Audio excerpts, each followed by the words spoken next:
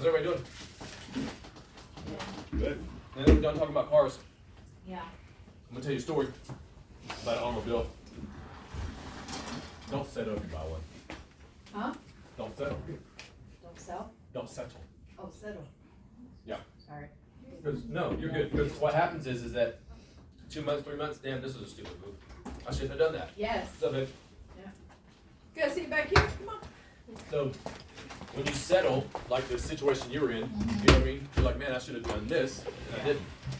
So I learned I'm gonna bite the bullet, spend 10, 15, 20 more $1,000 on a vehicle to get the one that I want, right?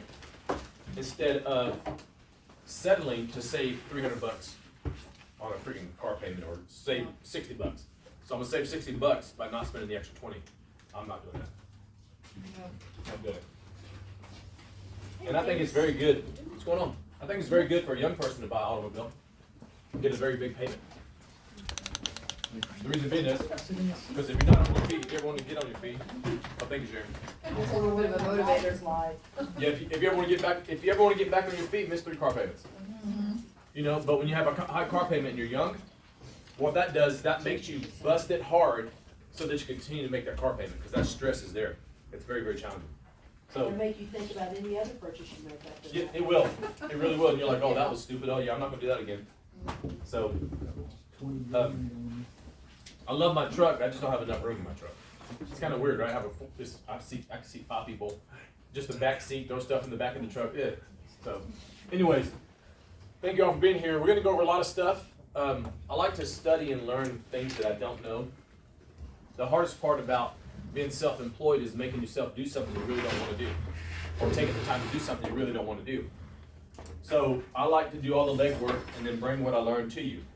So I have a lot of stuff over here that hopefully I can blow your mind, because I don't know what the market's going to call for as far as commissions for buyers agents. But I do know that we can show them that we're extremely valuable as an agent to help them. Okay? And there's always ways to word things.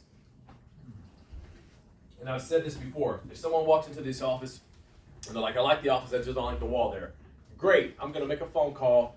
Hey, there's a wall that's 15 feet long. It needs a beam. How much would it cost to remove the wall? Hey, Rusty, it's going to cost about $1,500. Great, no problem. Thank you so much. I hang up. I say, hey, it's $1,500. I'm going to cover that on my commission. Then I'm like, what other problem do you have? You know what I mean? So I do stuff like that, you know, to take away all the negatives and all the no's when I'm working real estate. Okay? More so with buyers. When you have a listing, it's a different ballgame. But when you have a buyer, okay, you have to learn how to take away the negatives of a home. Okay?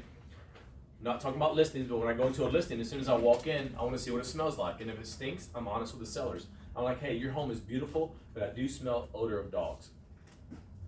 I do smell dog odors. And the reason I do that is because you don't tell them that there's a problem and don't give them a solution. So if there's a problem in a home, when whoever you're representing, you know, if you're working with a buyer, hey, it smells like smoke in here. That's actually an easy fix, and I have a solution for that. So my solution is if I go into a house that has carpet that smells like pets or odor or whatever, okay, I'm like, listen, they have this stuff at Walmart, Target, and it has Arm & Hammer, you know, baking soda, but it has scents to it. It's like a carpet freshener, but it's more so of a carpet freshener. What you do is you take this, sprinkle it on the carpet, leave it on there for 48 hours, and then you vacuum it up. So if there's anything that's in the carpet, all the odor, it actually pulls all the odor out. And that's true. So if I buy a flip property or an investment that stinks really bad, I do one of two things, okay? When you pull all the carpet up and it still stinks, I'll kilt the entire property, head to toe, kilts everything, okay? Oil-based kilts, because it seals everything, and it's oil-based, which means it's not necessarily thicker, it's more durable. I kilt everything, and then I paint everything, okay? But if it has carpet that I want to keep, I'm going to spray the Arm & Hammer baking soda freshener on there. I'm going to leave it on there for a few days. And then I'm going to go back and vacuum it off.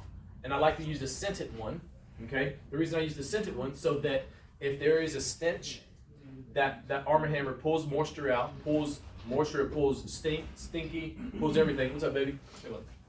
It pulls everything out. Come in, join the party. Plenty of seats. Sit wherever you want to. Just don't sit in front of that camera. You want her to sit here? It pulls all the stink out. There's more rolling chairs over here if y'all want some. Yeah. There's a blue chair up here if somebody wants it. I think Shelby's. No, she's not. She's over there. She's walking. Move your feet, lose your seat. There's another chair here. Charles, he must smell, they don't want to smell. Something like that. Is it good? Sure. So what happens is that when you sprinkle that stuff on there and you leave it on there, I like the stuff that has a scent to it. But you have to be extremely mindful when I say that, because if I get something that smells like lavender and now I take plugins into the house that smells like vanilla, now I have a couple smells that are going to clash. So you don't want to do something like that. So you have to be very mindful of that. Okay. I'm going to make sure that we're done before 8 o'clock, and there's cupcakes in here, not cupcakes, muffins, cookies, chips, sweet tea, unsweet tea, lemonade, and water. And that's it. So I don't know what the market's going to call for, and I don't know what's going to happen as far as real estate commissions. I just know that there's already states out there that don't pay a buyer's agent's commission. But what I'm going to teach you today and show you today is, if you're representing a buyer and you don't have a commission, they're still going to pay you. Because you're going to show your value. You have to show your value to to a buyer. As an agent, you have to show your value. What's up? Hey, Good to see how you. are you? Good. So you have to show your value. Well, how do you show your value? How do you show your value? Well, I'm going to show you several things, but you have to remember what I'm going to say. You have to be extremely consistent on what you're going to do. You have to be consistent. Very, very consistent. Okay? Set your routines up and do it the same way or better every time. You cannot slack in that area. The reason being is because if I work with a seller and they praise me and praise it to everybody and their brother, and then I work with another seller and I don't give the same service, what happens is that now this person feels one way about me, this person feels another way about me. You always want to make sure you either do it the same or better. It's extremely important. Extremely. Okay? And I have several sheets, and I can give you all these sheets. We're going to put them in Papers Pipeline. I actually have them also in Word, and the reason I have them in Word, that's how we generated them. I have them in Word doc, okay? What you want to do is, you want to make sure that everybody you meet with, how do I say it in the nicest way? Just say it. Okay, when I work with closing attorneys, I want to feel like I'm the only one. When I work with lenders, I want to feel like I'm the only one, even though I'm not. So when you work with a buyer, you want them to feel like they're the only one. The way that you do that is you give them attention. You respond to their message, emails, phone calls. On my phone, you've all probably called me and maybe received this. I'll call you right back. Or I'm in a meeting. Okay? I always try to acknowledge every phone call that I receive, especially from people that I know. Especially.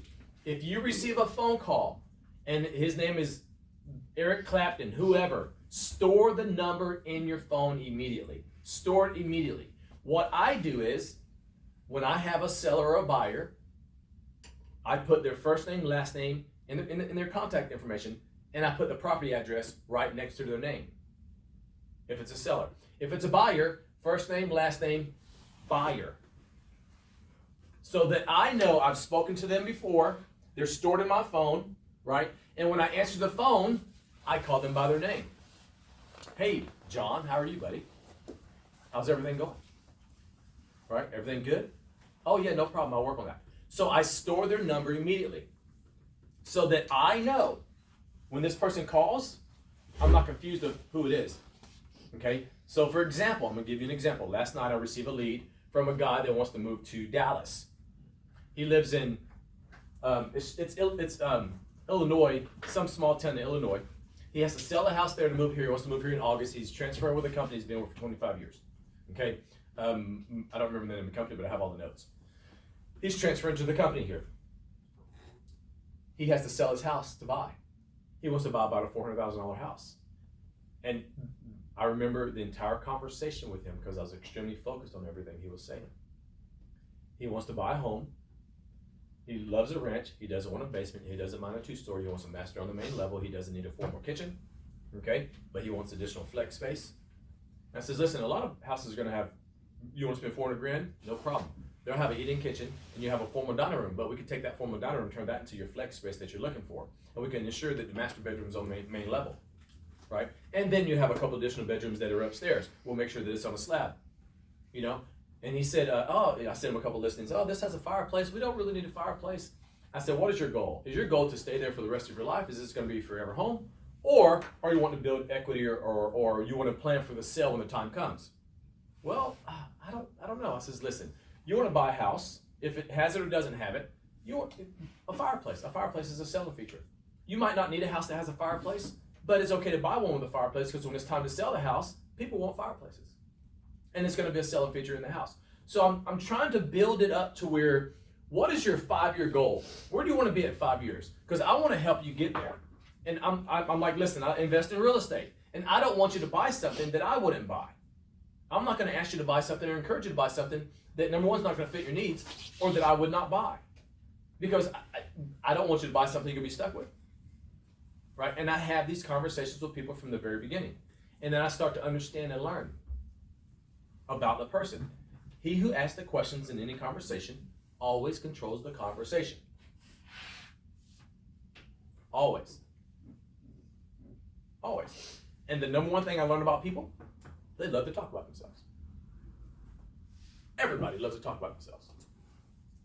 I can promise you. And I can sit in this room and I can tell you everything about everybody in this room. I promise to God I can. Because I genuinely care about everybody in this room. And I can tell you what's going on with you. I can tell you where you come from. I can tell you how many houses you sold, how many houses you didn't sell. I can tell you how many phone calls we have. I can tell you all of that because that's who I am. So it's easy for me to make a conversation about someone because I ask questions, right? He said his wife really doesn't care, but this most important thing for his wife is she doesn't want to have a closed up kitchen. She doesn't want it to be all white. I'm like, oh, that's an easy fix. It doesn't have to be closed up, but if there's anything in the way, we're going to move it. We'll turn the kitchen any color that you want. You know what I mean? So I want to focus on what his needs are, and I want to focus on what her needs are. Okay? So I'm going to ask you a question, a serious question. Who determines what house is bought, the husband or the wife? Usually the wife. Yes. Yes. The wife, majority of the time, determines and decides. Every freaking house I lived in, my wife decided. Every one. Me, I'm extremely simple. I think I'm simple. I have my side of the bed, my chair in the living room, and my area in the basement. That's it. Don't mess with none of my stuff. You can have every freaking other room. Don't let my grandkids come over. Don't touch nothing on my bedside table. Go on Mimi's side. I'm serious. No, I'm serious. Yeah. I just have little stuff because I might have my freaking 9mm sitting there. I might have my AR sitting on the wall. You know what I mean? Don't touch anything. No, this is not yours. Don't touch nothing. You know, and they know. You know. So, anyways, value for a buyer's agent. This form right here talks about current housing market and forecast. Does anybody know how to find that? It's on the MLS. I can go to Google right now. Or What is the Marcus. 2024 current housing market forecast? I can go on there and jot down what I find. Because right now, interest rates are whatever. You can put current interest rates for this type of loan, this much down. You can put it all on there. Okay? And what you want to do is, you want to give your clients this piece of paper. You print out one for you, print out one for them. Okay? And you could take this form, add to it, remove from it, whatever you want to do to it that's going to fit exactly what you're trying to accomplish. And it's actually really, really simple. Okay? Buying process, meet with a realtor. That's real easy. We're here. Okay? Financing. And you just go in the conversation of financing. Always have a buyer consultation. Always. I like to meet buyers at properties. But you want to make sure that you want to work with them. And you want to make sure that they want to work with you. And I'm going to give you a great comeback for why should I work with you? It's actually really simple. I'm glad you asked that because I was going to ask you the same exact question. I'm sitting here making sure that I want to work with you and that you want to work with me. But I do have a question for you. And then you just flip the entire conversation off of why should I work with you? Why should I let you help me? I was going to ask you the exact same question. I'm going to tell you a crazy story. This is actually true. You ever go to a store and there's somebody out front asking for money? You just beat them to it. You know they're going to do it. Hey, buddy, can I have a quarter? Oh, man, I was going to ask you the same thing. Oh, man. And just keep walking. You beat them to that. You already know that they're going to do it. You beat them to it. You already know that sellers and buyers are going to ask you, why should I let you help me buy $1 million house? That's actually a great question because I was going to ask you the same question. Why should I represent you in a transaction? You know, but that's why we're here, to find that out. We're here to find out the answer to that question you just asked me. That's it. It's real simple. but you have to be prepared. You can't do that. It has to be in there, ready to go. Why should I help you? Great question. I was going to ask you the same thing, but that's why we're here. We're here to find out why you should let me help you and why I should help you. Sorry about my nose. Touring homes. This is a home buying process. Meet with a realtor, financing, searching for homes, touring homes, making an offer, contract and negotiations, loan and underwriting, prepare for closing. Closing, congratulations. What to avoid during the process. What to avoid during the process. You buy a house and it's in it with termites and you can't see behind the wall. What to avoid during the process. What happens after closing? Buyer agency. And this is a simple form. A very simple form. Rusty, that's it? No, that's not it. Just hold on.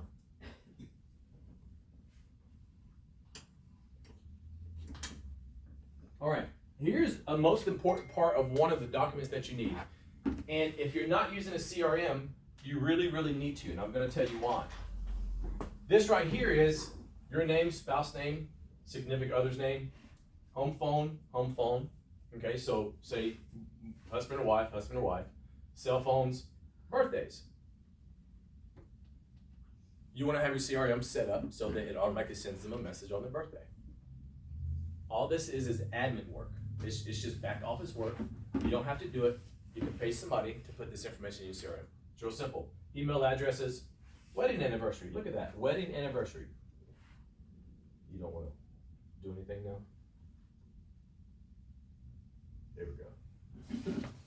Wedding anniversary, extremely important. If you work with a client and you mail them a happy anniversary card, you go get, I like going to Sam's. I can buy gift cards from Sam's. I can get 10 $5 Starbucks gift cards for $45 at Sam's. So I save $5. So I sent them a $5 card that cost me $4. Real simple. Put it in there. Here's a Starbucks card, happy anniversary. Mailing address, property address is different from mailing address. Children's names and ages. Children's names and ages. And there's notes in all CRMs that you can add all this information. There's notes in all of them. Do you have any pets? Names and ages. You know what we talked about today? Having a like a pet pageant or whatever. You know what I mean? Yeah. You know, and we're gonna Cute pet contest. Yeah, a cute pet contest. Let people dress up their pets, take photos, post them online. We're gonna have people vote. Enter for $10. Yeah, you enter your pet for $10, and it costs you $1 to vote. You know how many people dress up their pets? I just watched it. Me and Leslie See and it right now. we just watched a dog. It was a guy taking his dog on a walk, and the dog, him and the dog both had their own I don't know, like Hoverboard type. yeah, hoverboard, one wheel, and the dog's riding the hoverboard and steering the hoverboard to the dog park. I'm like, oh my God, you know, a cute pet contest. Have we missed anyone that will be living with you? Please share their information as well. Is there anybody else? Okay, any additional comments? And what you're doing is you're giving them this, and you have a copy too. And you're going to be sitting there writing, and you're going to ask them questions. You're going to write also. Because what you want to do is you want to take notes at the conversation that you're having with them so that they know that you're interested in what they're saying, that you care. And you do care. Don't get me wrong, you do. But you want them to know that you care. Right? You know, so here's what happens. Okay? If you're in the middle of a conversation with somebody and they start doing like this, you don't know what they're doing. Okay? And I like taking notes on my phone. So what I do is I went to meet the CPA. She said she needed a few things. So I pulled up my email, start emailing myself what she's saying. I'm like, I'm sorry, I'm just taking notes, and I'm going to email it to myself when you're done. So I'm clarifying. But if I have a pen and paper there, and I'm sitting there, I'm not having to clarify or tell them exactly what I'm doing or upset them because they think that I'm on my phone doing something other than caring about what they're saying. You ever talk to somebody and they get on their phone? Does that upset you? It upsets me. That tells me that I'm not important to them. That's what it says. But if you take a pen and paper and they have the same paper and you're taking notes of what they're saying, right? Real simple. And you can give this to them for them to fill out, or you can fill out on your own. My recommendation is you have 2 copies. You give them 1 copy and you ask them these questions and you fill out the paper. Because you're writing down the information that they're sharing with you and providing to you. Extremely important. You want them to feel and know that you genuinely care about what they're saying. You want them to feel and know. You really do. It's extremely important.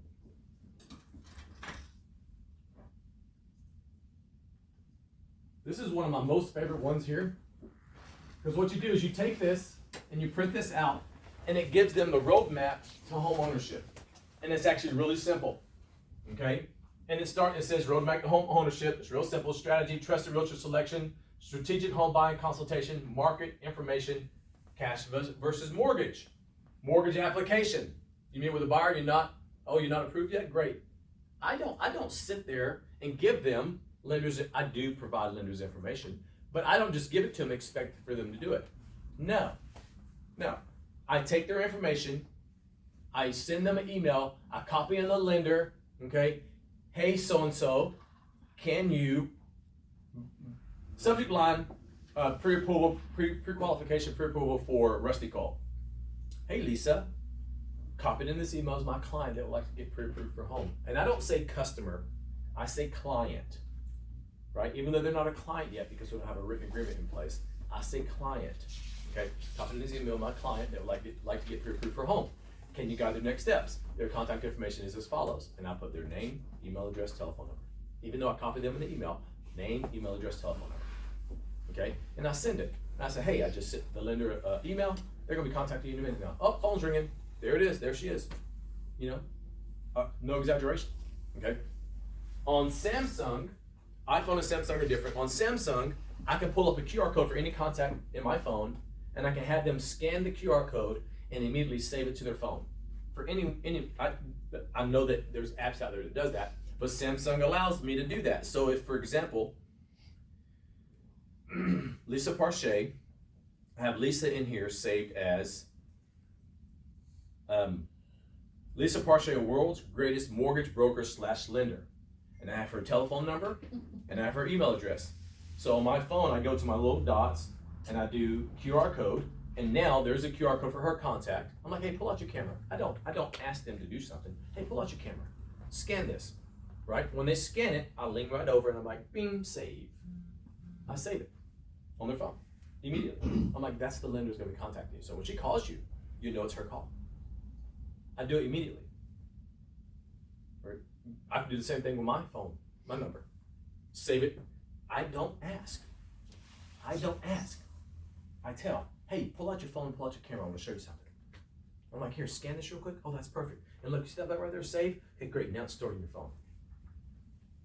Just make sure that the contact information you have on your phone of yourself is what you want people to see.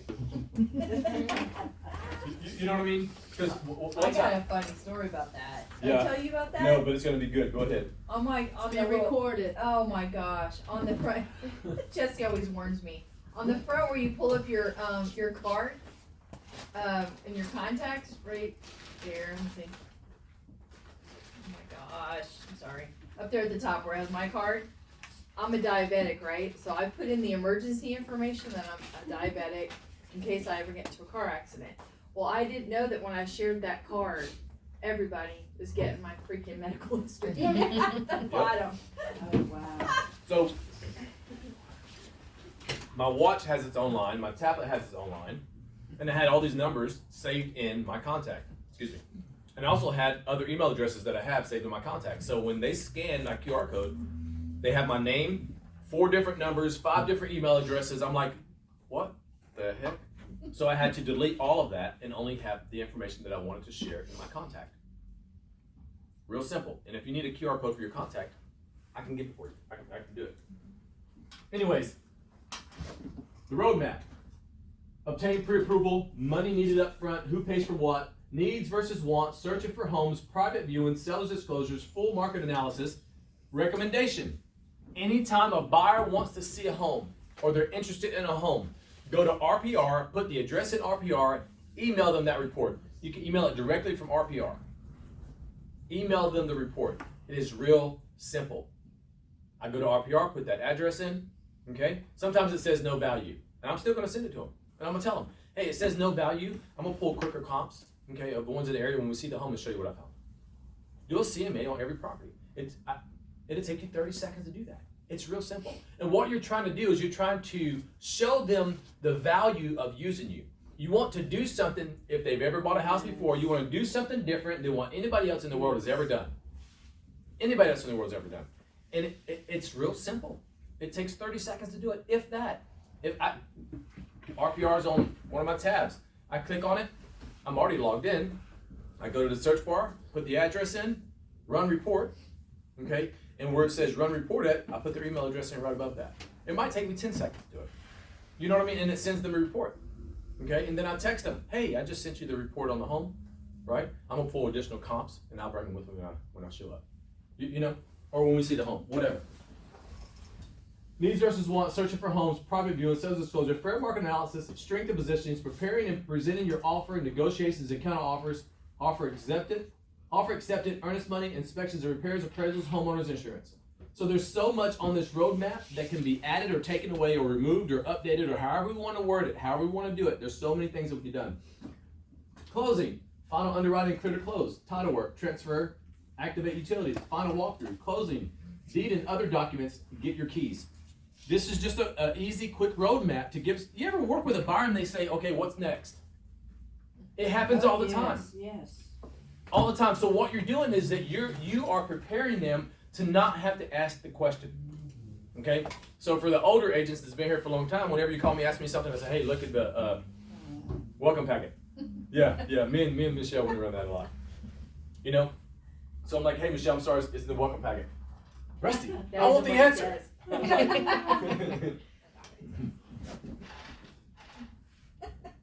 Yep, that was good one. And then welcome home, and I have my information on the bottom. We can update your information on the bottom. Offer timeline. This is another form, okay? Whenever you have an accepted offer, okay? With this right here, what I would do, if you have a transaction coordinator, they're gonna send all of this out, okay? Offer accepted, you're gonna have the date. Earnest money due blank days with executed contract, okay? Whatever date that is. Inspections, whatever date that is. Loan application. They normally submit that prior to, okay? But now, the finance exhibits have it's kind of weird when I say it, that the lender has to provide a loan approval so many days after binding. But a lot of lenders don't do that.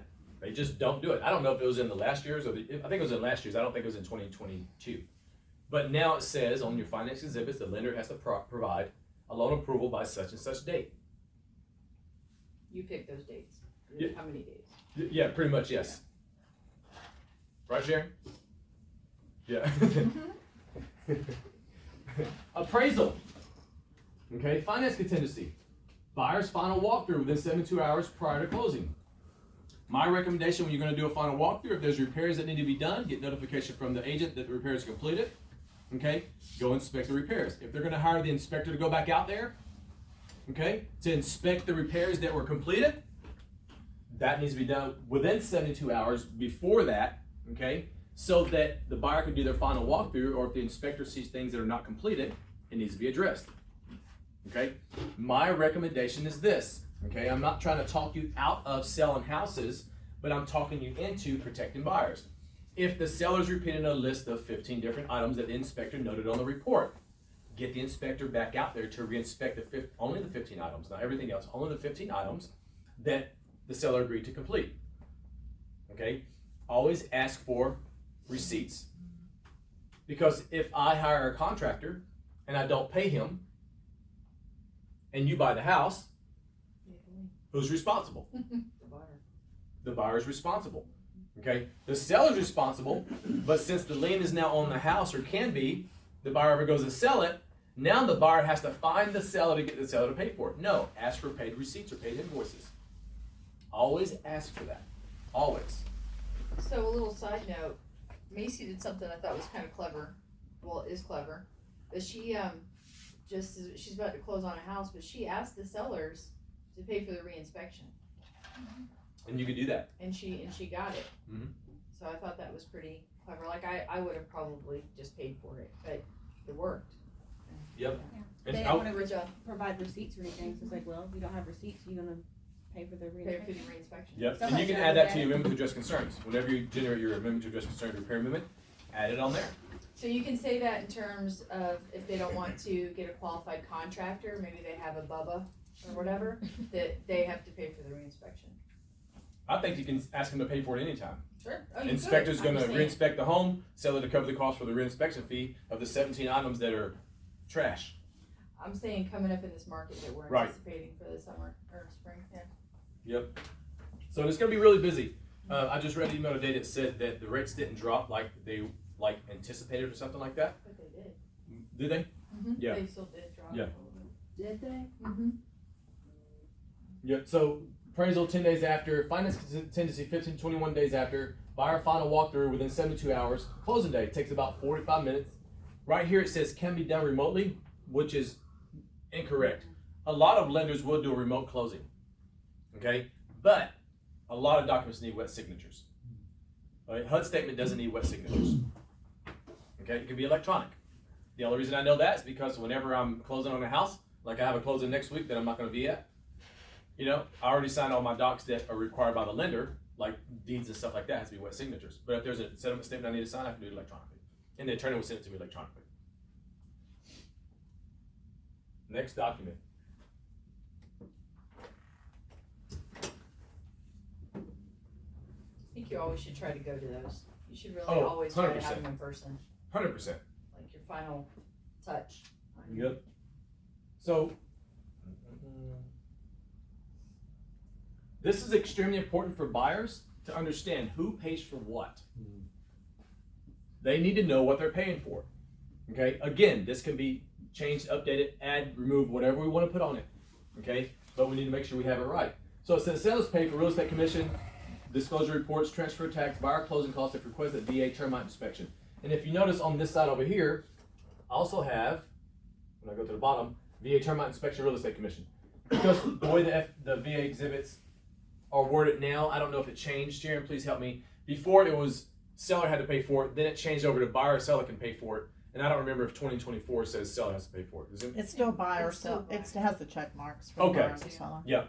So that's the reason I have it over here. But upfront costs, earnest money, home inspection with radon, pest, $400 to $800 depending on square footage of the home. From closing costs, lender figures such as credit report, application fees, homeowners insurance, title fees, PMI, recording fees, property tax from closing date to end of the year, owner's title insurance, VA, termite inspection, real estate commission. The reason I added real estate commission on that side because we really never know what's going to happen. Okay, and I'm going to walk you through on the next couple ones. I'm going to walk you through something. If you're working with if a buyer wants a house that is not paying a commission, what do? And you have to have a how do I say it? A straightforward conversation with the buyer, but also remind him or her it doesn't come out of your pocket. That's all settled at closing. And the reason you want to do that is because it's added to the settlement statement at closing. Okay? Let me say it again. It's added to the settlement statement at closing. Okay? So if I say to you, yeah, don't worry about it, you just pay for that at closing.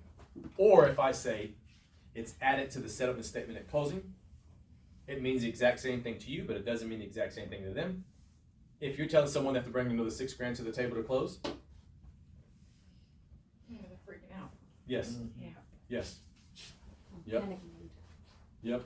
Only thing up front they're gonna have to worry about, I don't know why my touch screen's not working, is your earnest money, home inspection, upfront cost. And then when you get further along, everything else that's attributed to this, some lenders let you pay for the appraisal at closing, some lenders require that up front. Everything else is gonna be added to your settlement statement at closing. So the only thing coming out of your pocket from the beginning is gonna be your earnest money and your home inspection cost, okay? And depending upon the lender would be appraisal. Everything else is paid at closing. Oh, everything's paid at closing, everything's paid at closing. And you'll get that final number several days before closing from the lender. So I wanna show you, and I'm gonna read a couple of this off, and the reason I wanna read it, multiple reasons. Come on, baby. Okay. You also, when you're speaking with the buyer also, because I think it's important for them to know how much money they're gonna come out of pocket before closing. So an average price for an appraisal would be what? See, so it depends on the house. Okay, mine are around $500. Yeah.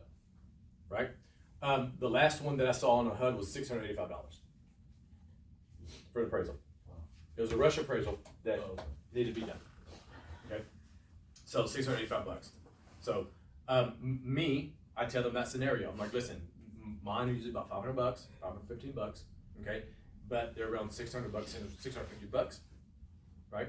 But let me call the lender to find out right now. And I will call the lender right there. Okay? Hey, how much is the appraisal? Or I says, look, I'm gonna send the lender an email right now, copy on the email to find out how much the appraisal is gonna be. I've run into that a couple of times with VA buyers, because all they see is 100% finance. Yep. And what I explain to them is the home inspection and the appraisal is not financeable. It's not part of your 100%. So that way they know there's gonna be Yep. $1,200 to $1,500 out of pocket, gotta make sure Yep. you have it. And with the previous form, 2 copies, one for you, one for the husband and wife, or husband and wife, or get 2 for them each. You just walk through it. You sit down and walk through it. Here's what you can expect. This is what's gonna cost you from the beginning. So they have an idea. Extremely, extremely important. So what you're doing is, you're educating them on the home buying process of things they probably never heard before, or did not know. I work with a lot of first-time buyers that know nothing about nothing. Well, I think it's also important too, and just remember this, when you're going through that and you're very detailed, right?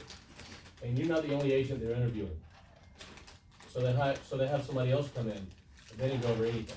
That's right. That's Now you right. set yourself apart, right? Yes. That's Now they're asking the right. questions, well, how much is an appraisal? That's Well, how much is a right. home inspection? Then some agents aren't sharing that with them. Yes. It's gonna set Yes. you higher than, And that's the goal. right. The goal is we're showing our 100%. value, showing why buyers should use us. Okay? We're showing how important it is to use us because we're providing you with information that you know nothing about. Mhm. And now you have another agent that's going to meet you at a coffee shop, right? Nothing wrong with coffee shops. I love doing coffee shops. Meet you at a coffee shop that's not going to explain anything. They want you to sign a buyer brokerage agreement before I show you the first house. And I'm not saying do that or don't do that. I'm not saying that. The way that I do it is, I don't need them to sign a buyer brokerage agreement for me to show them a house. There's a house that you want to see, no problem. I'm on the way home Sunday night. I get a call from a buyer. Rusty, we're in Dallas. There's a nice house. I said, hey, I'm on the way home. Let me see what I can find out. I'm not saying what I'm saying is right or wrong. I'm not going to say it. But anyways, I pulled over. I'm being recorded. Pulled over, pulled the information up, called them back and said, hey, the house is vacant. It says active in the MLS. I'm 27 minutes from you. If you guys are still in the area, I'll be right there. I am on the way home on Sunday night at 6 p.m. Buyer calls me. I immediately stop everything I'm doing to go show him the house. Why? Value. You are number one in my life. That's I don't care what time it is. I don't care when it is. You are number one. And I'm going to show that to you. Okay? This same buyer has a house they want to rent out. Great. I said, what I'm going to do, because you are allowing me to help you for free, I'm going to lease your house for free. You'll do that? Yes, I will. So what I just did was, I eliminated an expense on one end, and I'm going to make 12 grand on the other end. Whoop de freaking do. I'm going to do 2 houses for 12 grand. Okay. I don't have a problem with it. At all. At all. But I stopped everything I was doing on a Sunday night when I was ready to go home, sit down, eat dinner, relax, play my freaking PS5, and do everything I wanted to do on my time. No. I stopped everything I was doing, pulled over on the side of the road, found the information from the house, drove 27 minutes to that house to show them the house. But I think those documents that you're showing are very valuable for new agents. Yes, and they're actually very valuable for me. Well, yeah, but Yeah. for new agents that, and They're I was one learning at one the time, system, well, I'm walking in, process. I didn't have this. No. What am I gonna ask? Mhm. Like, I know you, you know me, I mean, I should get the job, right? So, you walk in, well, that's kind of how it is. That is actually, yeah. But you walk Are you in. breathing? Great. Yeah, you're right, but you walk in with all of this detailed Mhm. stuff, which, to be honest with you, a lot of us don't even know what it is, right? Because we're new, we haven't been through it, That's right. first time sale. That's right. So, I mean, this is good. So I might actually. what I like about this is that if I read it and I write, I remember. If I'm having a conversation with a buyer and I says, hey, your appraisal is gonna be about $550, I can promise you 10 out of 10 times they're gonna call me and say, Rusty, I didn't know I had to pay for the appraisal. They're gonna call, even though I had the conversation. But if I put it in black and white and they're Yes. reading it and writing, they're taking notes, they're gonna remember the step by step. They're gonna remember that. They're gonna remember it. And if they don't remember it, I'm gonna remind them of it in a nice way. Oh yeah, you remember when we first met and I broke everything down? Oh, ain't no big deal, this is normal. Even though I wanna say, why don't you remember that? I told you that 17 times when we had that conversation. That's what I wanna That's say. really what he says to me when I call him and he wants to say Right. he can Oh, heck no. Just kidding. Yeah. So this right here is where your bio is. This is a TRIFO document. Okay? You can add your lenders on here that you want to add. Okay? And it just breaks everything down. Conventional loan, FHA, VA, USDA, and also grants. Right? Buyer's Guide to Home Ownership. So it's a TRIFO. This is going to be page number 1. It's going to be in the front. It's just a TRIFO document. Okay? Front and back, TRIFO document. Front and back, TRIFO document. And when you scroll down here, it just breaks everything down. What are the steps to buying a home? And it just, that's it. Why having a buyer's representative is important. It breaks everything down. Frequently asked questions. It breaks everything down. It gives them everything they need. And when they leave you, they're going to have a stack of papers in their hand. Okay? Or in a binder. Or however you want to do it. They're going to have everything readily available in front of them. Okay? In front of them. I go on listed appointments and I do a listing presentation. I slack on buyer presentations. That I got to now do buyer presentations. Okay, presentations, however you say that. I'm going to now create a buyer's book like I have my sales book that I've been talking about for freaking years. I'm going to create a buyer's book. But I want to do my buyer's book a little different. I want to do my seller's books a little different. Right? I want to do it a little different. Right? I would love to go get everything printed, have all this in a book, have what perforated tears on there, you know what I mean? And have it just in a spiral, like the spiral notebooks that you made for Villa. I would like to do something like that and create a bunch of them. Right? The problem is they're expensive. They're not cheap. They're not cheap. The reason I do this book here is because all it requires is my time, and that folder is about $2.50, and I just print a lot of papers out and put tabs in. So that folder is about $5. You know, but if I go buy one, it's gonna be $20 a piece. Is it worth it? Yes, it's worth it. It's worth it. You know? So now this next one I really, really like, and I'll show you why. I'm not going to tell you, I'll show you. Now, it says working with buyers. All right, and this is me. Where do my buyers come from? So I have a Calendly link, right, that it's on my Google Calendar that anybody can go in there and set time slots. I created that link because I want to be a financial coach, okay, because I know I went through certifications, all that, blah, blah, blah, blah. I haven't pushed it out and marketed as much as I wanted to.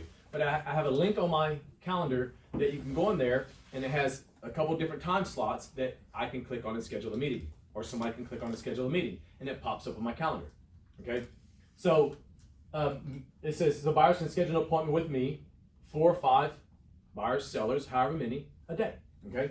It says I get my leads from YouTube and my website. YouTube, I don't get a lot of attention, but I do get attention on YouTube. Okay?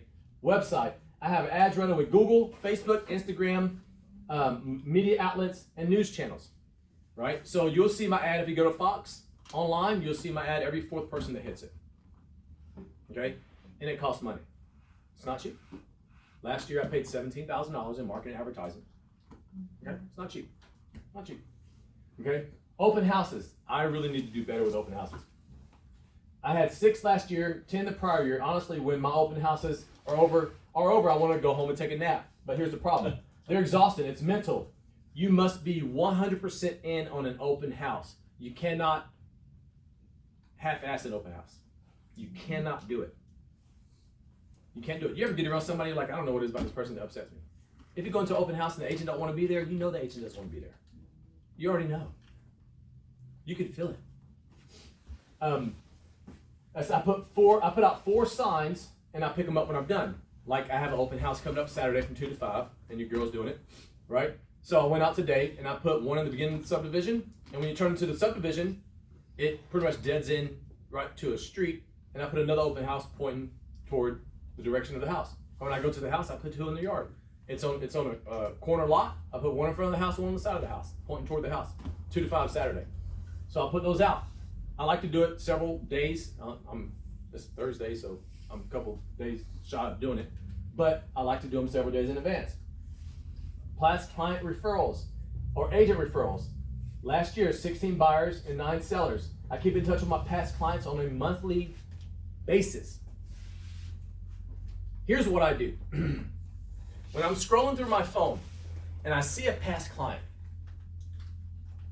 and I'm looking for somebody else, I'll shoot them a text when I see their number. Hey man, just thinking about you. Hope you're well. Hey, hope everything's well. And I'll just shoot them a text. I don't care if they respond. I want them to. But if they don't, it's okay. I just shoot them a text. Shoot them a text. I just do it. When I'm scrolling through my phone and I see their name. It says past clients on a monthly basis, monthly calendar events, pop bys. If I'm going by somebody's house that I know, I'll stop by and put a note on the door. Hey, just thinking about you. Hope you guys are doing well. I'll just stick it on the door. I won't put it in their mailbox. Don't touch people's mailboxes. I would not do that hard. Outside, if you want to tape it to the outside, you can do that. Don't open people's mailboxes. No, yeah, ooh. Send them birthday cards, home anniversary cards in the mail with an item of value. A $5 Starbucks gift card that cost me $4 at Sam's. Or a $5 Dunkin' card. I don't like to do digital cards. I don't like to do it. The reason I don't like to do it is because print it off, you're done. We're done. We're to go. But if I give them a small card, it's easy for them to remember that. They're going to stick it in their wallet. Okay? Now, y'all can send me digital cards all day long. I'll use them. I'm just saying. But I don't like to give them out. Okay? Monthly market report for their zip codes outline. A magazine subscription. Where's mine? Where'd you go? I'll tell you something too before he finishes that. Before he and I started to do business a long time ago together, he would call me. We sold a couple of our properties and he would call me just to shoot the crap. And I always said, hey, down the street they're looking to do whatever. You got the short sale across the street from the last house we had. And there was always, we always had crap to talk about. So And this, it was other business. So it does work. You just got to follow through. but I didn't do that because I'm trying to sell another house. It's naturally who I am. Because he likes me and I did. No, yes, I like her, Jimmy. Look, I went to their house one time. I left. I got a call. Hey, my daughter found money. She thinks it's yours. Oh yeah, remember that. Her daughter, I don't know how I did. I dropped money in the front. I know how I did it because I pulled my keys out. When I pulled my keys out, the money's in my pocket. That's why I don't put cash in my pocket where my keys are and I keep it on my clip. I don't do that because I have a tendency to pull my keys out or pull something out of my pocket and it drops. She calls me, I turn around, go back, and I gave her $5 or $5 or $10 or something. I don't know what else. You know what I mean? So little stuff like that. But I would call to shoot the shit because that's who I am. Yeah. That's who I am. You know what I mean? And when you're working with 2 or 3 different clients, it's different. When you're working with 50, completely different ballgame. Completely different. That's why I like to send out newsletters or emails or stuff like that. Let's see. Past clients, referrals, birthday cards, anniversary cards. Okay. You see this?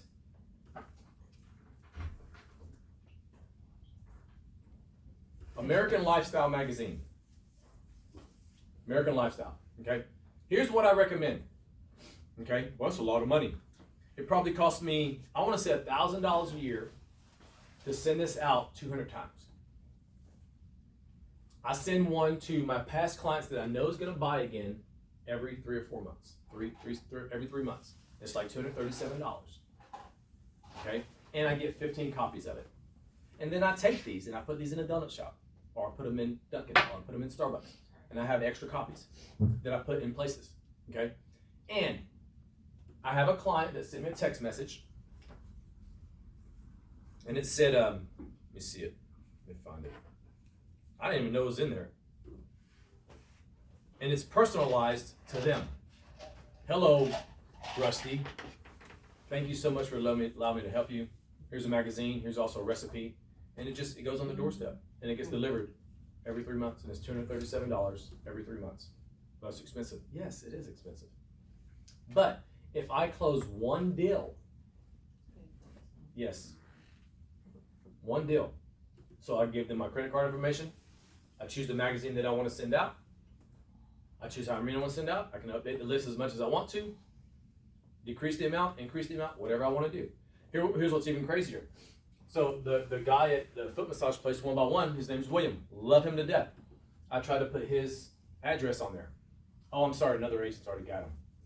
You gotta choose somebody else. So if this magazine's going to someone that already has another agent that's marketing, it won't let it happen. It's exclusive. Yes. Nice. Yes. Yep. And I hit all my past clients. And I'll tell you a funny story. I also hit people that I was the listing agent on their house, and I sent it to them. Yep. Yep. That's what I was thinking about, the happy anniversary when they buy the house. Yes. Make sure you send that to them. Yes. Yes. Because more than likely, their buyer's agent is not. You're exactly right. Yep. Yep. And what's crazy is that 138 Hidden Branches in Carrollton, the seller's going to be selling soon. I was the owner of that house that they bought it from. I represented myself in the transaction. They had another agent.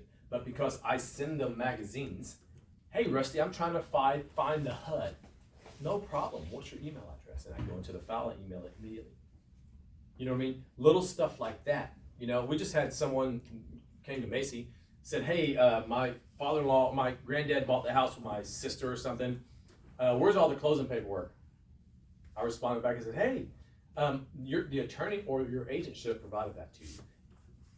Go to them. You know what I mean? It was 251 Bentonville Drive. This is crazy. Listen, this is crazy, okay? I love my pens. I give pens out. Shane Ripshack calls me every time they go low. And it's usually at 9 o'clock on Sunday nights. Rusty, we're low on pens. And I never answer because I don't have Shane's number stored, but they leave me a voicemail. I take them pens. The old branch manager at the Truist Bank that's on Douglas Boulevard, her name's Holly. I sold her house. They moved up north. Okay? That's not the crazy part of this. Here's the crazy part. The husband accepted a job for a company up north. That company up north already had realtors in Georgia that would list their house. And she said, no, I want Rusty to do it. Well, he has to be approved. So I had to submit all the paperwork to be approved to be able to list her house and sell her house. She went through the trouble to get me approved to sell her house because I would walk in there with donuts. I would walk in there with pens. What's crazy is, and I can show you text messages, she sent me a text message a few months ago, Rusty, I'm almost out of pens. I said, no problem. How many do you want? And I FedExed her 15 pens. And when she's out again, guess what she's gonna do? Rusty, I'm out of pens. You know what I'm gonna do? I'm gonna go spend $13 at FedEx to send her some more pens. Who cares? Who cares? I made $18,000 off of her. You know what I mean? Even though it was a relationship, you know what I mean? But I made 18 grand from selling her house. $18,000. I'll go spend 13 bucks and give her some more pens. You know what I mean? And she's like, I don't like the code up here. I'm like, great. I'm glad you don't like it. Move back.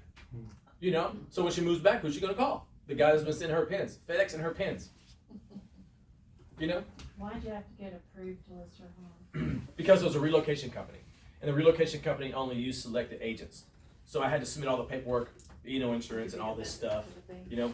And I also had to have the utilities turned on in my name when they moved out or when they had them disconnected, right? So when you do the relocation company, it's actually a little bit more work because you're there, you're boots on ground for the relocation company. They're moving out on the 15th. Great. Guess where I met on the 15th? And I have to tell the relocation company, yes, they're out. If they're not out, now because I work for the relocation company, if they're not out, now I have to tell the relocation company they're not out, which is going to delay the payment. The way that it worked was, however much equity we get, that's on the contract. Once we go under contract, they calculate how much equity is owed to them. And once it goes under contract, they give them the equity. So if it falls through, now the relocation company's, up shit creek without a paddle. You know? Relocation company now has to relist the house, put it back on the market, and resell it. But they give them the equity. So I'm boots on ground for the relocation company. You know? So I just had to go through all the steps and processes to make sure that I can list the house. But she fought for me to make it happen for me. And she could have said, oh yeah, another company's gonna list them. Sorry, Rusty. She didn't do that. She let me do it. So it says location of the appointment. This is me. If a buyer's local, I do a buyer consultation at my office. Sometimes I meet them at a local coffee shop or a place where we can get a smoothie. Somewhere that's going to be feasible for them. I go to them if they can't come to me. But I want my FaceTime with them. Okay? Out of state area. If they live out of state or out of the area, I'll do a Zoom with them. Present them with a PowerPoint presentation of their property they want to see. What I also like to do is, and ask Shelby, I do virtual tours. Shelby, I need you to be at this house at this time, virtual tour with these buyers. And do a virtual tour with them. Larry? Yep. All the freaking time. All the time. Larry's in California, moving here. You know what I mean? And it's funny, I didn't talk to Larry for several years. And Larry leased a property from an investor or owner that I was working with, and that's where I met Larry. You know? And Shelby would go do virtual tours for Larry and show Larry houses when Larry's in California. You know, and meet his son and his daughter-in-law and the grandchild there. You know, with a virtual tour. Larry bought a house and closed on the house before he saw the house. Now, what I'm going to say is probably not the right way to say it, but Larry got in town. I said, hey, Larry, here's the lockbox code. If somebody shows up while you're there, just tell them that you were there in Georgia Realty. That's all you got to say. You know, he went and saw the house the night before he closed on it, I think. I don't remember. Yeah. You know, it's just, it's virtual tours. Extremely important. You're not here, no problem. The buyers that are up north, I don't have a buyer's workers agreement with them yet. I don't have contracts with them yet. But if he calls me and wants to see a house, I'm doing a virtual tour. That's If he has- what I did yeah. For the house I sold in Douglasville. Yeah. last month. Yep. They lived in New York. And they did a virtual tour and they're like, yep, that's the one. Yep. Then they came here and I took them in person. Yep. And I have a Samsung and I have an iPhone, so if they want to do FaceTime, hey Shelby, this is what I need you to do. Right, Shelby? Yes. Yep. Processes. Initial phone call. When I have the initial conversation with them on the phone, my job is to build a rapport, find out a little about what they're looking for, and get them scheduled for a buyer's consultation. Sometimes they schedule it online before I even have a conversation with them. I'll send them the link. Whatever time's available, talk to your wife, talk to your husband, talk to whoever, and schedule it. First thing I do is enter them into my CRM and qualify them. I take notes in my database. Overall questions that I ask are as follows. Location. Is that the only area that you're interested in? Price. What price range do you feel comfortable with? Motivation. How soon were you looking to be in your new home? House. How many homes have you seen inside? This is very important. Did you see them with an agent or did you just pop into an open house? That's very important because if they say I saw that with an agent, next question is, okay, do you have a buyer's mortgage agreement signed? Mortgage, are you paying cash? Always ask that first. Always ask if you're paying cash. Don't assume that they're going to be financing. Don't assume that. Very important. Okay? We are going tomorrow if you are. Yes, we are. Yes. Are your intentions to pay cash for the home, or are you going to finance the property? And the reason you want to say, are you paying cash, is because it's kind of not reverse psychology, but a little bit it is. If you say, are you getting financed, that means that you're assuming that they don't have the cash to pay for it. You don't want to make that assumption. Okay? Here's a salesperson at a furniture store. What they're going to do is take you to the most expensive dining room table that they have. Because if they take you to the most cheapest, because of they have a preconceived idea of who you are, it's insulting. So they take you to the most expensive one, and your response on that table, this one is $7,000. Oh yeah, no, that's not what I'm looking for. I want to be around this price. Great, now I know where to take you. You let them tell you first. Are you paying cash, or you want to get financing for this? Okay, and now this is just me. If someone's paying cash and wants to spend $500,000 for a house, unless they're extremely wealthy, I will tell them get financing. The reason being is because if you can get financing, you put $100,000 down, you have a $400,000 mortgage, you're going to take the other $400,000, you're going to invest into a stock market, IRA, a money market account, or whatever, and you're going to grow interest on that. And the interest that you're going to gain on that is going to be less than the interest you're paying on this house. So what you're going to do is take all that money that you're making off that every month to make your mortgage payment, and you never have a mortgage payment. And you still have your cash. And if something goes south, guess what? You still have your cash. I finance every property I buy. I will pay cash, but I'd much rather finance it. Mortgage, are you paying cash or going to finance? Appointment, does tonight at blank time work or tomorrow at blank time work? Don't ever say, I'm open tomorrow. That means you're not busy. Why are you not busy? Does tonight at 6 p.m. work? Or would you rather have tomorrow at 2 p.m.? Give them a time. Okay? If those times don't work, have a recommendation. Those times don't work. If you say, hey, will tonight 6 p.m. work for you, or will tomorrow at 3 p.m. work? Oh yeah, no, we can't do 6 p.m. We're available at 1 o'clock. Well, let me check my calendar. Let me see if I can move something around. Perfect, 1 o'clock. Don't say, oh yeah, 1 o'clock's perfect. No, don't do that. Don't do that. Okay? And I have another recommendation. Don't ever answer your phone on the first ring. Don't do that. Everybody's always on their phone. The reason you don't want to answer your phone on the first ring is, why are you not busy? Don't answer the phone on the first ring. You can let it ring a couple times and then answer the phone. Don't answer the phone on the first ring. Well, that doesn't make sense. Okay, answer the phone on the first ring. What you're trying to do is take away thoughts that people may have. How can they answer the phone on the first ring? Must have had their phone in their hand. You don't want commission breath. Yes, and commission breath is pretty intense. If you don't know what it is, you can say that legislation. Overall, it's very important to build a rapport so that they start to like and trust you. Find things in common during the conversation. My conversation starter is always, I have 7 children, 6 girls, 1 boy. 7 kids? Yes, my youngest is 19. Wait, you're not that old. I know, first one about 15 or 16 years old, kind of crazy. But I found this new house over here that you're really going to love. I just shifted the conversation, give them the shock and awe effect, and that's my conversation piece. Yes, I have 11 grandchildren. 11 grandchildren. How old are they? I'm like, hold on 1 second, let me call my wife. And they all laugh. I really don't know all their ages. I don't remember their ages. I have them all written down, I think, somewhere. I just don't remember all their ages. I don't remember the ages of all my kids. I have no idea. That doesn't make sense. Okay. You're married to a man, you'll know. All right. Appointment invitation. Once I have the appointment, I send them an invitation from my CRM that says, hi, whatever the first name is. It's great speaking with you, and I look forward to helping you get into your new home. Include a V card and send them a calendar invite. You know what I like to do whenever I schedule photos for a property? I set it on the calendar and I invite the sellers. And I send them a calendar invite.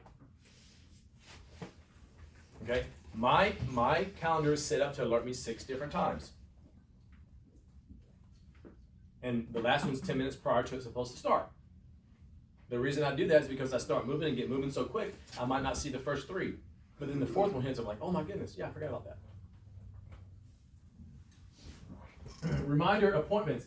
They get a reminder text of the day's scheduled meeting from my CRM, from me or my CRM. Always send a follow-up.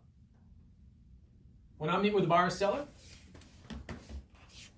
I tell them, hey, can't wait to see you at 10 o'clock, 10 a.m., whatever it is. If I meet with them at 11 o'clock tomorrow morning, I'm going to send them a text at 10 o'clock. Looking forward to our meeting at 10 o'clock. I have a lot of information for you. See you soon. And the reason I do that is I'm actually confirming the appointment. But I don't word it in a manner like I'm trying to confirm an appointment. Right? And if I can't meet with them, or if they're not available, then they're going to tell me in that text that they just received that I'm going to be there in an hour. It's important to have an agenda outlining all key points. Print this off with them for them to take notes, the other forms that I showed you. Have a copy where you're filling it out, they're filling it out from the prior conversations with them. So if you're talking to them on the phone, you have the form, you want this size house, you want this many bedrooms, this is your price range, and you have all that information.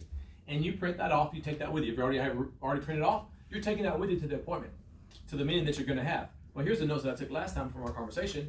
This is what you're looking for. Is that correct? Yes. Okay, great. That tells them that you remember what they said. The biggest lie that I ever told myself, I don't have to write that down. That's the biggest lie I ever told myself. I don't have to write that down. Make sure you give them one of your pens to fill it out. Yes. Yes. Right here, also have a home buyer binder with references throughout. What I like to do is call previous clients. Hey, listen, I would love to use you as a reference for all potential buyers or sellers. Are you okay with that? Of course, Rusty, I'm okay with it. And I've had the sellers call other sellers for a referral to make sure that I am who I say I am. How did Rusty do? He did great. If they're relocated, have a relocation guide. Go through the agenda or a PowerPoint. It says buyer agent is left for last. Now, here is the most important part, and I'm going to explain to you how to word certain things so that you don't step on your own toes. By the time that you get to the point of any type of compensation or buyer agency that they're going to sign, they know if they like you or not, they trust you or want to work with you. They already know that from that moment right there. Okay? Explain we're working for the seller unless you hire me as your agent. We're working for the seller unless you hire me as your agent. In other words, if you go directly to the seller, what happens is that you're not going to have representation. And guess what? Majority of the time, the sellers are going to pay me for your representation. What I would do for you, this is important, okay? And you can have this, and you can print this out, and you can put this on notes, you can do whatever you want to do, and you want to make sure that they understand what you're going to do. I'm going to advocate for you. Always look out for your best interest. In other words, I point things out in the house that may be of a concern. Hey, Rusty, why is this floor wavy? You know what? I'm not sure, but it's in the basement. Let me go in there and check. You want to go in there with me? Oh, I don't want to go in there. You know, I bet your son does. Come on, come in. Confidentiality. Everything they share with you is kept confidential. If they hit the lottery and get buy the house with cash, I'm not going to tell anybody about it. Nobody needs to know, because once they know you have the money, you lose negotiation power. Access to properties, CMA and run comps on houses you want to put an offer on. Do CMA on houses they want to submit offers, houses they like. Run a CMA. It takes 3 seconds to do it. Can I interject real quick? So, on the kind of knowing a house, right? The waviness in the floors and things like that. Just make sure it's really important that when you have a buyer and you're at a home inspection, make sure you go to that home inspection. Make sure you walk with the guy. I mean, don't be a backpack on him, but let him explain things to you, because knowledge is power. And I've realized over time, you know, my knowledge is better than the last agent that didn't know anything. Pointing out just specific things, some plumbing, some wiring, wavy floors, things like that. It's really important that it's real estate, you're selling a house, you should know about the house. You should know about floors and wiring and plumbing in a general sense. The basics, yes. The basics. Yes. Yeah. 100%. You know, if the door is off kilter, why doesn't the front door close, smoothly? It could be the weather, it could be that it's a wood door or metal door or something. Something. Make yourself sound smart. Exactly right. You'll see CMA run comps on houses you want to put an offer on. They want to know what they're submitting on. A lot of times you do a CMA on a house, like the seller that's in Illinois. He says, I should be able to get $200,000 for my house. When I did a RPR, it said 165. He might want 200, but RPR says 165. Okay. Recommend qualified, experienced professionals, home inspectors, contractors. Always have a solution to any problem that you come up to. Always have a solution. Because I promise to God, if you're in a house and you don't have a solution to a problem that's there, you're not going to appear to be qualified. That's right. 30-day agreements. So you're stuck with me for that time frame. Hey, look, what I'm going to do, we'll do a 30-day agreement, and you're stuck with me for those 30 days, right? And what normally happens is some buyers, some sellers, not all the time, you're going to have a house that they want within those first 30 days because you're going to show them 27,000 houses, and it's just going to happen. Because I usually get them under contract by then. When I submit paperwork for an accepted offer to the office, we include a buyer agency agreement, which is required part of the paperwork. Go down. Listen, here's where it gets really, really tricky. It says seller pays commission, which is usually 3%. However, if they offer less, like 2.5%, 0.5% will be added to the settlement statement.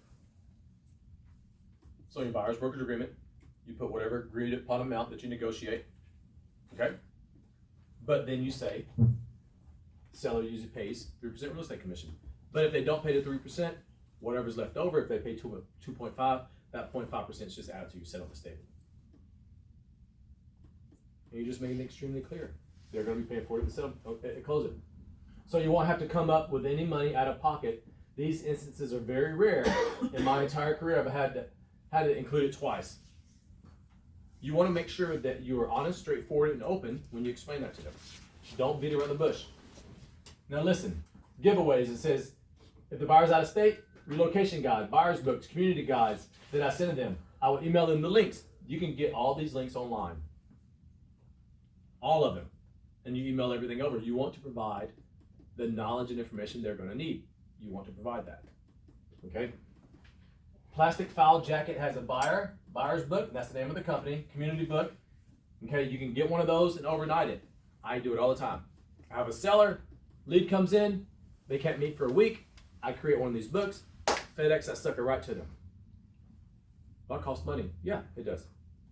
So if I send 10 of these books out and I close one deal from the books, I just paid for all the cost for that and then some. After the appointment, group text messages. I always send a follow-up text message. I send a group text with my contact information that says it was a great meeting with you. Here's our group text. Let me know when a property comes up that you would like to see, and then you set up the search on your website. You set it up. If they favorite a house on the website, you're notified. You're notified immediately. I'm sorry, 3 seconds later, you're notified. Print off copies of the listing sheet and any disclosures. Anytime you go to any property, like I said, you probably heard us say this before, if it's a husband, wife, I always take a couple extra, because I don't know if there's gonna be kids there. Give one to the wife, one to the husband, and I'm like, oh, didn't forget you, and I give it to the kids. Because I want the kids to put it in the back seat, and I want it to be on the floor, and I want the parents to be able to see that for the next 3 or 4 days. With my information on there, and the house just staring at them. Home tour sheets, if there are multiple properties, I prepare a tour sheet for them. What I like to do, and what Google is doing now, is I can share a route invite through Google. So I can put the route in there, and I can take that entire route, send it to them, and they're gonna follow the same route I'm gonna follow. And I like to go to Google. If I have 7 properties I show, I will map it all out. I will start at the office, and I will try to go around and come right back, okay? But if they're all in the same place, I'll just go to a straight shot, okay? And you can share that entire route with them. The entire route. Here's the properties that we're gonna see. This is how we're gonna see them. This is the first one, this is the time. And sometimes it becomes challenging. Buyer box, it says accepted offer. This is crazy. It says buyer's box with champagne glasses, lender chocolates, a card, and a confetti popper. What you want to do is when you have an accepted offer, give them a small little token, a small little gift. It could be something real simple, easy. The last part of this is probably the most important part of everything that I'm standing here telling today. What time is it? Oh, it's good, 7:20. Inspection. Inspection box has tape measure. We move postcard, moving labels, black Sharpie, Scotch tape, packing tape, garbage bags, change of address checklist. So what I did was, which is extremely interesting, I created several boxes that I'm taking to all my clients. If I'm not at the inspection, if I'm not there, I'm going to do a walkthrough at the house after the inspection, go over the inspection report at the property. Let's go over the inspection report at the property, and when I go, I'm taking my box with me. And this is for them. This has a change of address checklist. This is everybody that you need to notify when you change, when you move, okay? Post office. I went there. You can do it online. It costs you $1.25 because they're going to make sure that you are who you say you are, or you can fill this card out, drop it in the mail. Box of trash bags, scissors, marker, tape, measuring tape because they're going to measure the bedroom, make sure the bed can fit and the dressers can fit. Scotch tape. You know what else I'm going to put in here? I know what you should put in there. What? Pizza card. Yeah, good idea. Yep. You know what else? For the night you move in. A blue masking tape. Because what we're going to do, we're going to walk through the house and we're going to tape items of the house. If it's an occupied home, you got to be very careful. If it's a vacant property, we're going to put blue tape on items that we need to address. And we're going to blue tape the house. And it's a simple box. Okay? And I have 5 of these boxes, right? That I went to Dollar Tree and got all that at Dollar Tree, and I spent $40 on 5 boxes. But if I go to Amazon, I can get them probably $20. If I'm gonna spend $40 on Amazon, I could probably get 10 of those. That freaking box right there, when I saw that, I'm like, that's the stupidest thing. What have I been doing for freaking 20 years? And I went online to find a change of address checklist. I like this one. It's just extremely overwhelming to me because there's like 50 items on here of a buyer or what a buyer has to do when they change their address. And I'm like, oh man, that's a lot. You don't want to overwhelm somebody and say, oh yeah, that's just too much. I'm not going to do that. Because it's what's really interesting is you got to change your address, driver's license, vehicle registration, voter registration, Social Security Administration, passports, Department of Revenue, power, cable, gas, trash, internet, cell phone provider, bank cards, debit cards, loan agreements, insurance companies, financial advisors, accountants, lawyers, mortgage broker, real estate agents, friends, family, return address, subscriptions, reward programs, memberships, community groups, churches. I'm like, Oh my God. But you know what though? You know how many times I've moved, right? And that's a good list. Because you don't think about all It that is. stuff. It is. And I took, see, nothing new under the sun. There's nothing new under the sun. Nothing Don't new give under it the to them sun. until after you close on the house, because they may be like, nah, screw it, I'm staying where I am, I can't do all this. I'm overwhelmed. Stay in my house. Yeah, I At just least love until that due diligence, you look at the earnest money. Yeah. No, at closing, here's what you gotta do, bye-bye. Yep. But it has, it said child care providers, child school and after school activities, pension, early retirement accounts, insurance, client business relationships, employees, employers. I'm like, pharmacies, veterinarians, pet insurance companies, pet tags. So if you have a dog that's chipped, guess what you have to do? Now notify the freaking company that your dog is now at a different location. It's so crazy. I'm like, it just extremely overwhelmed me when I read that. But on a different note, the guy that lives in Illinois, he has to sell a house and he has to buy a house. And I ran the CMA on his house. So what I'm gonna do tomorrow is I'm gonna go to FedEx and I'm gonna have these delivered on the doorstep Saturday morning, which is a buying a home and selling a home. The rest I talked to a couple agents, you know what I mean? I'm like, listen, you have to make sure you work with somebody that's best for you. You know, he wants to move to Dallas. I said, I love Dallas. I think Dallas is an extremely great, popular area. What about Villa Rica? I said, I love Villa Rica more. I lived there for 11 years. I like Villa Rica more because you get more bang for your buck. You know, I said, plus, closer to the interstate. It's closer to the highway. You know what I mean? I'm not driving 30 minutes to get to an interstate. If I'm in Dallas, if I want to go to 20, I'm going down 278. On 278 for 40 minutes. You know what I mean? So I'm just going to take these books and just overnight them. And they're just buyer and seller books. That's all it is. And it has my contact information on the back. You know, it makes it real simple. And I'm also going to send him this magazine. I'm going to send him these 3 things tomorrow. Right? And I'm going to go to ChatGPT. And I'm going to write him a love note. And I'm going to print it off on the company letterhead. I'm going to sign it. I'm going to send it. That's all I'm going to do. Okay? And I want to show you one more thing that is extremely, you might know this, you might not know this, and I just got to figure out exactly how to get back to it.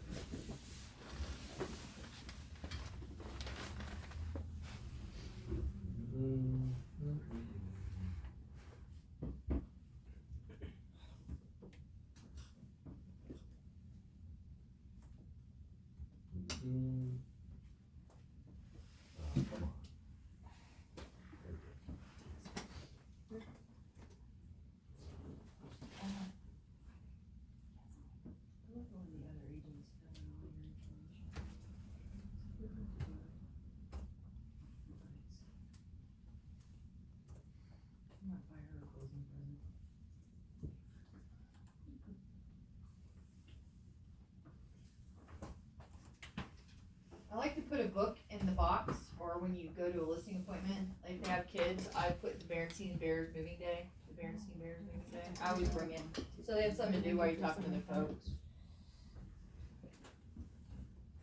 I'm sure there's other books out there you can get off of Amazon, but you can get a whole box for like $53. And you can write it in. Nintendo Switch in there. Yeah, Nobody right. reads. Huh? You put a Nintendo Switch in there, no kids read anymore. Yeah. They can be like, what is this for? Yeah. I think that's a great idea, Michelle. Well, it works. They like the book. They do. I know I would.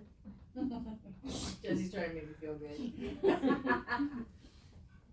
Always love those and highlights. You know, Yeah, oh yeah, right, you can find the pictures, I still like those, this is good stuff. See, that's what I mean. You need a loader tablet that's well protected. Yeah. Go sit your butt down over there while I talk to your That's folks. exactly right. Here, you go play with this. I tell them they love this house. Yeah. Tell them you love this house. Go ahead and pick your bedroom out. Yeah. That's right. Here's my budget. Big letters. So you see, I can't find what I was looking at. But did you know that now RPR has AI to help you write scripts and letters and all of that? Did you know that, Sharon? Yeah. I saw the email come across for me. Yeah. And I went on it yesterday, and I don't know where the freaking email is. It might be in my inbox. Let's see. It was under one of those tabs at the top, Rusty. It's Is it under research? Or report? Rusty, are you gonna put all those forms in, paperless? Yep. A little birdie asked me, so.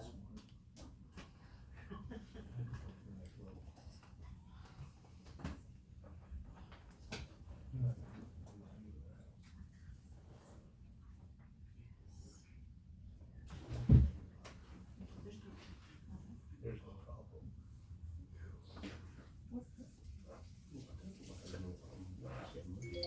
Well, yeah, yeah.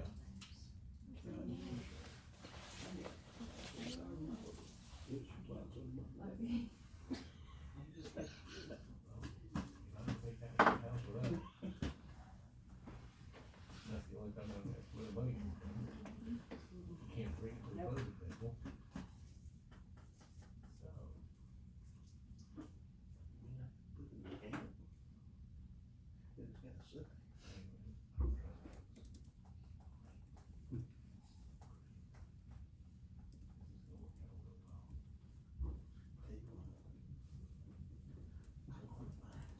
Right, right. With $20,000 down. Yes. You're spending every bit of that Yeah, I money. don't know what that email is, but RPR will allow you to write scripts. It'll allow you to do everything with AI to make it real simple and real easy. Right? When you have a buyer's presentation, seller's presentation, it breaks everything down. And it makes it extremely easy. If you want to create videos, makes that very easy. Okay, and I just got an email from Bard that Bard will search images or something, it said. I got it today, I don't remember what it said.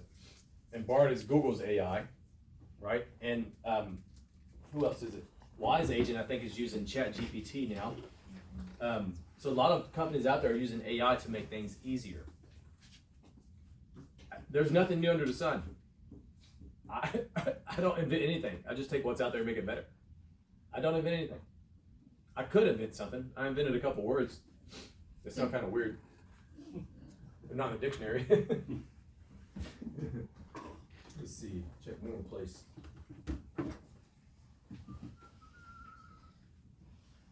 I'm about 99% sure I got an AI call about somebody wanting to sell my house, buy I'm my sure house. you did. I don't own a house, but they called me about wanting to buy my house. I don't know Somebody what else tax do. record they're Somebody looking should at. make a profit on your roof. Yeah, I got a club at 12. I'll sell it to you. And she But sued that's us. Moving ready. totally AI. Blindfold. Yeah, AI, you know, AI voice, it sounds like you're having a conversation. We just bought them. They're responding based on what you're saying. The new Samsung phones. I mean, you can literally turn on a full conversation Artificial with AI No, it was crazy. that's calling. Did you pick up on it pretty quick? Yeah, because I've listened to some Yeah. as an example of what it sounds like, you know.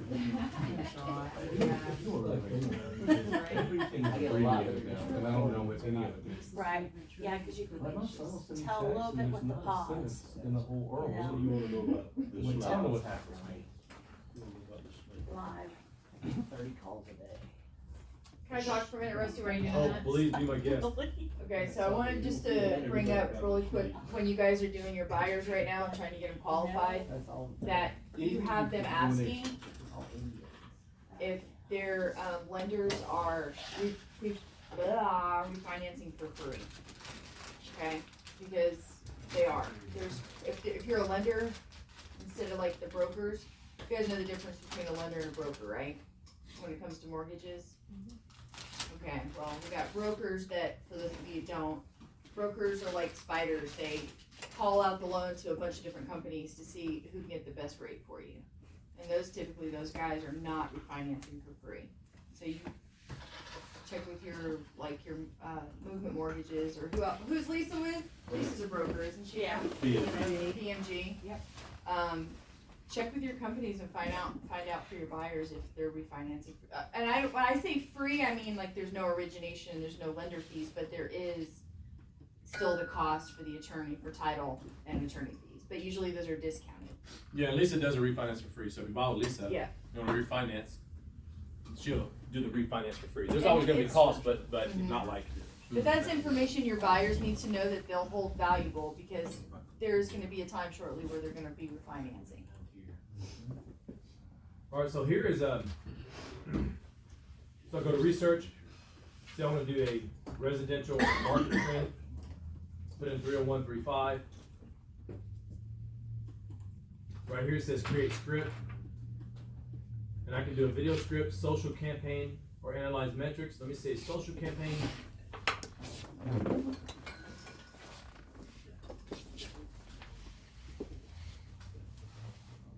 And it gives you freaking everything.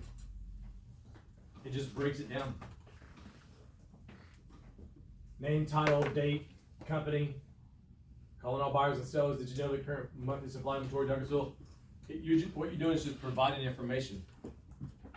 And like, for example, the guy that wants to move here from up north, what I'm gonna do is I'm gonna give him market trends for Dallas, for Villarica, right? I talked to him about Fairfield Plantation. He likes the golf. I'm like, Mirror Lake or Fairfield. You know? So little stuff like that just provide knowledge to people, because if you have a buyer, you gotta make yourself extremely valuable. There's nothing new under the sun. All the apps that we get for free, being a part of a board or a realtor, use that to make yourself valuable for everybody. Just use it. Just use it. And the most important thing to me is this freaking box over there. I'm like, that stupid ass box. What I've been doing for 20 years. You know, imagine going to and you can make them however you want to make them pretty, ugly, whatever. Do it however you want to do it. Take that to an inspection, or take that to a walkthrough of a house with your client. Just do that.